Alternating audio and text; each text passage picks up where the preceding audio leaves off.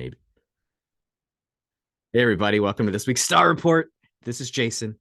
I'm here at New Dimensions, Crystals, and Reiki in downtown Brenham, Texas, and it is the day before Thanksgiving. I think that makes it the 22nd of November, 2023, and all kinds of cool stuff is going on. It seems like the universe aligns and moves us right along. And depending whether we're looking backwards or we're looking forwards, we can sort of see that we are in the pattern of creation itself. And the thing that creates the most creation here on the planet is, of course, the sun, which is why we start there. It is our closest star in the star report, and the sun has been active over the last couple of days. We just had a coronal hole pass through Earth facing. It has one trailing it, so we're currently in between two coronal holes. Earth is in between two coronal holes, and we just were impacted by that first coronal hole as it leaves. And so coronal holes are the dark spots on the large hole looking things on the sun, where you can sort of see deep down into it. And that releases a stream of plasma, and that sort of hits the Earth and its magnetic protection. And what that usually feels like when the dark spots hit us is a pressure, right? So you might feel a little bit of heaviness on the chest as a physical sort of thing, right? And then, of course, those things can trigger, usually that's earthquakes, volcanoes, and stuff on the planet. But just sort of think of what happens when you get squeezed, right? It can cause all those kinds of reactions. Maybe it's a raise in blood pressure. Maybe it's an activation of a mental a syndrome that you might have. Usually the solar flares are the things that cause autoimmune disorders to sort of rise and trigger mood issues. So that's nice. But we are heading into Thanksgiving, where sometimes those things are challenging. And so that next coronal hole will probably be facing Earth tomorrow. And so basically that'll hit after. So we got hit before and we'll get hit after by those coronal hole streams. So we're sort of being squeezed into this social fabric gathering thing that we do here in North America tomorrow. And so if you're not in America, maybe you don't have to worry about going hanging out with family. But there's the typical understanding that there is always strife because family has grown into their own personal lives, and they come together for this, not necessarily manufactured, but for this regularly, extremely long, more than the usual gathered numbers of people. And so sometimes that causes tension because we're living different lives and we no longer hold the same similar beliefs. So there might be conflict that goes on with that. And so that's sort of going on. There has been also some plasma releases, and the sun is doing lots of solar flaring, but not any Earth-facing coronal mass ejections, CMEs. And so that sort of flickering stuff is almost like a temptation to get into an argument, or a temptation to release your control over yourself, or a temptation to stray from a habit that you've been installing during the eclipse season, right? So it's, oh, well, I can totally not do my diet. I can totally not do my routine. Like, you skip your meditation, you don't do your exercise because it's a day to rest. But then all of a sudden, your body's used to that energy, and all of a sudden you don't have it, and so it makes the gatherings more intense. So maybe stick to your routine so it gets a little easier to be out of your routine when you're at Thanksgiving. Anyway, moving into the rest of the stars, we have our current retrogrades is Neptune, Chiron, Uranus, and Jupiter. I believe Neptune is here until next month. So is Chiron. Uranus is into January of next year, and then Jupiter is here to the end of this year as well. Just a refresher, Neptune is really about connecting to your spiritual path, being spiritual out loud, right? And this is not about proselytizing and telling everybody that all these great, wonderful inner discoveries you have, and they have to have them too. But this is more of be a spiritual being out loud, right? Tell people that you contemplate, tell people that you have these inner, deeper thoughts, but don't necessarily look for approval or even understanding, right? And then even wait for them to make the connection that maybe they should pick up those practices too, rather than recommending those practices. Chiron retrograde, old patterns, usually from childhood stuff, right? So what better time to be releasing or doing stuff from childhood when you go back to family for Thanksgiving. Uranus retrograde. This is about being independent, right? So this energy of how am I like these family members, and then how am I not like these family members, and then sort of realize or understand that the spiritual perspective of that is all of these things are a combination or a mixture or a recipe for who you are, and so don't necessarily disregard something that maybe tastes bitter or you feel is bitter as something that in the overall palate of you makes you palatable, right? So don't go dismissing everything out of hat that way. And then Jupiter in retrograde is really about career, right? So you might be thinking, what am I doing with my life? People might be asking you when you go to Thanksgiving, what do you do with your life? Those kinds of things can come up, and we're in Jupiter retrograde, so that might feel, I won't say triggering, but it might get to you a little bit. And you might not know, right? You might be having all these new moves and you just don't want to tell everybody yet, like all these things you discovered during the eclipse season. Totally fine. But, give yourself a little space about not feeling so judgmental or judged by people asking. They can generally maybe see a shift in you, and they're curious as to how you shifted, or if is there something different, or are they crazy, right? And so just sort of let them, yeah, there's probably something different. I got some things moving, some irons in the fire, as it were. Totally fun. Which leads us to today, Wednesday. Still, those were the retrogrades. Today, Wednesday, we're moving into Sagittarius. In Sagittarius is the zodiac sign that the sun has moved into. And so that zodiac sign Sagittarius has an alchemical understanding. We started to Aries and we moved down the body where it has a physical location. But Sagittarius is almost a reconnection. It's a fire sign. It's a reconnection to the higher mind. But physically, it's your hips and your thighs, right? So your ability to make a motion, right? So you think that hips are going to help you pick your direction, help you find launch, and of course the thighs, where you hold most of your strength to sort of be stable, to resist something coming at you, to move towards something. So Sagittarius is a lot of energy around that. And then Sagittarius alchemically is also about the formation of new blood cells, right? So these are new pathways giving new life to new areas, right? So when you build muscle, there's new blood vessels that have to go into there, right? So these are all about building the self up and having the strength to move. Sagittarius is ruled by Jupiter, which is in retrograde, right? So when we're in Sagittarius, these are the good times, or the times to really be thinking about career, taking action. Maybe this is entrepreneurship or self-employment. Self-employment is one step below entrepreneurship. Entrepreneurship is really trying to do something on your own, where you set it and have staff and or automation, right? Where you're not trading work for money or time for compensation, right? And so self-employment is, hey, you're still self-employed. If you're not there, nobody's getting paid, kind of energy, right? So those are the kinds of things that are going to be happening with Jupiter and with Sagittarius. So right, so that's most of that goes into December, right? So this is going to transfer until we're out of the zodiac sign,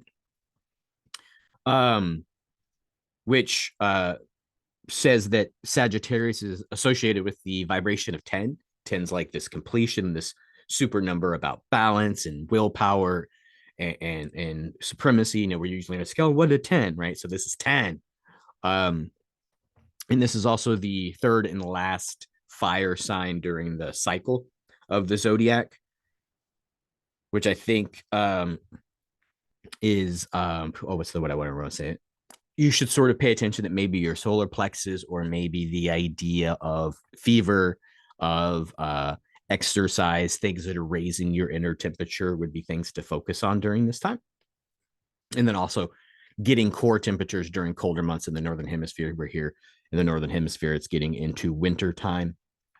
And this sign looks like a centaur, which is the horse body with the human top part, holding an arrow, aiming higher, right? So this is really how do you use your hips and your thighs to launch yourself upward, or how do you use your physical form to launch yourself into a spiritual direction? Think of it that way. And so, how are you using your body, or how are you attuning your body? How are you exercising your body to become the best instrument for spiritual interaction, right? Whether that's meditation, diet, breath work, all that fun stuff. Those are the things of Sagittarius. Seems like Sagittarius has a lot of stuff going on. Maybe I just felt like putting a lot more stuff in here. Who knows? The sign also fun times for me has to do with religion and law, right? And so we're here into the holiday seasons of lots of religions, and then we're also around the season where people are thinking about law and lawmakers. We're end of a tax year coming up through Sagittarius, right? It's that prequel, getting all your papers and documents in line before the new year starts, so that tax year 2023 is not intermingled with tax year 2024. So the Sagittarius is really preparation for that. What's your last sort of financial plans to sort of get in order? Still happening Wednesday. Wednesday today also. The moon is closest all month, right? And so the moon being so close is going to be amplifying your, I don't say your emotions per se, but you're going to feel things more deeply, right? So a lot of times people, when you think you get emotional, like you're emotional and reactive. So it doesn't have to be that. It's just tender moments will be more tender. The potential for anger obviously is higher. Um, but it's really when the moon is so close on all the other signs in their alignment, it's not about that potential for anger. It's about the potential for understanding meaning, right? So emotions are triggered at some deep root, right? And so it's going to be more understanding, like, why am I so tight or wound up or bound on that kind of issue? So pay attention to that. Saturn is going to be helping you with that, sort of, threading the needle of that in your feels, but not reactive to everybody else's feels. All right, now we're into Thursday. Flipping the page of notes. Thursday, Thanksgiving here in the United States. Neptune in retrograde helps you align with the close moon, right? It allows you to sort of detach from that heated family energy, right? So Neptune is that deep spiritual understanding, like, who are these people, right? And so when you get introspective and you get towards end of life, beginning of life stuff, you sort of look at people in their higher selves. A lot of times people who haven't lost somebody super close wonder when they go to funerals why they always talk about this person is saintly, and they experience them as not saintly. But really, this time, this energy of Neptune during Thanksgiving is, what if everything is a spiritual chessboard? What kind of energy have these energies taught me? What are these people embodying that sort of either cause me to react or cause me to recoil? And so they're shaping, they're part of that recipe, which is you. Perfect timing for Neptune and the moon to be aligning on Thanksgiving. I think that's everything for Thanksgiving. My handwriting looks a little hazy. It must be in the moment. Everything's getting into a blur. Friday is going to be a lot of Mars energy, right? So activity, which is good, right? A lot of times after Thanksgiving, if you're the one putting it together, if you're driving a long way to get there, if you ate too much food, a lot of times Friday is, I've got no energy to do something. Mars is really the energy of activity. It sort of helps you move. It happens to be in a positive alignment with the sun, right? So you're going to have solar plexus, which is where you have all your energy anyway in the body. And then Mars, the red planet, right, working on being grounded and safe and having all the stuff to do that. And then the Mars is usually considered masculine energy, which is active energy, is what it means when it says that. And so the ability to act is going to be on Friday. That might be annoying, right? Because if you wanted to just give yourself permission to laze around on Friday after all that food, you're going to feel judgmental of yourself, because there's going to be this pushing energy from the planetary systems and the sun to be like, hey, get up off the couch. If you don't want to, you don't have to. And that's leading us into Saturday, which is when the pre shadow, right? Usually 2.5 weeks before Mercury retrograde. There starts to be this pre-shadow, right? So if you're traveling or you happen to be, um, doing flights, sort of look for the weekend to maybe be a little bit wonky, whether that's weather systems that cause delays or whether that's computer system outages, which have been more frequent as of late. Pay attention to sort of that happening over Saturday, especially. Sunday, Sunday's really the culmination of everything where you look to not invest. I'm looking for the word, and the word is going away. I think enact positive behaviors, right? So lots of things up until now have been like getting rid of that behavior, tweaking this one, but this one is like, here is the behaviors. And maybe you're thinking about that on Saturday. What are the things I need to do on a regular basis, which, if done over an extended period of time, will get me the results that I've been planning to get during this solar uh lunar eclipse season, these last 6 7 weeks. Leads you to Monday. If you haven't figured it all out, you get a full moon, right? Gets to burn all that stuff up. It's not necessarily a new moon, but full moon is cleansing, right? So it's going to cleanse away all of those habits that aren't positive, perhaps. The full moon on Monday is going to be in Gemini. And Gemini is really focused on the love of change, right? So if you've been really pissed off that this has been a lot of cosmic bullshit and the planet might be sliding towards irredemption or unredeemable, whatever, you might be thinking things are going so sideways. This energy on Monday with this full moon is like, hey man, change is fine. Hey, I've got all these new habits. I can be part of the recipe, right? We're talking about bitter families being like, hey, maybe you need a little bitters. Maybe you're that little pill, that little ingredient. Your changed self is what sort of shifts this landscape. And so, hey, Monday could be this big, huge potential of, hey, change is good and I can be a part of it. And when I participate rather than judge or separate from, then I have a energetic direction on, maybe you're just a little bit of turn of the rudder towards something more positive. So don't count yourself out on Monday. And wow. Oh, Tuesday's really it's like I don't even know what I wrote down there. Tuesday's really about finding your balance and what's the word? Detaching from all of the chaos and really start to move into a better sort of light. I think that's what I'm thinking. Is light the way I'm looking for? Look on things in a more positive way. It's going to be fine, right? So, um, there we go. Rather than all this active energy of Mars, uh, use the moon energy to sort of like see how you've done, right? Use the divine feminine energy. Go, hey, look at all this and see what needs adjustment, but sort of take a break from pushing. And then that's going to get you to next Wednesday. That's everything. I think I'm going to talk a little slow, gone through the weeds a little bit, but I hope the weeds were beneficial for you. Obviously, like and subscribe if you're new here. If you're a regular viewer of the Star Report, I appreciate you. Happy holidays for those that are celebrating. Like and share. Also, let your friends in on the good shit. I think it's good shit. If you want to look me up or find out when I'm available, I'll be having wonky hours, maybe a little bit over the holidays, but definitely into the new year. I might be shifting hours and availability time. So look to the website if you need to come and see me in person, if you're in the Brenham, Texas area, newdimensionscrystals.com, and book a session. Breathwork's on there. Breathing is what we need to live. So I think that's the most effective, easiest way to start if you've never done anything metaphysical before.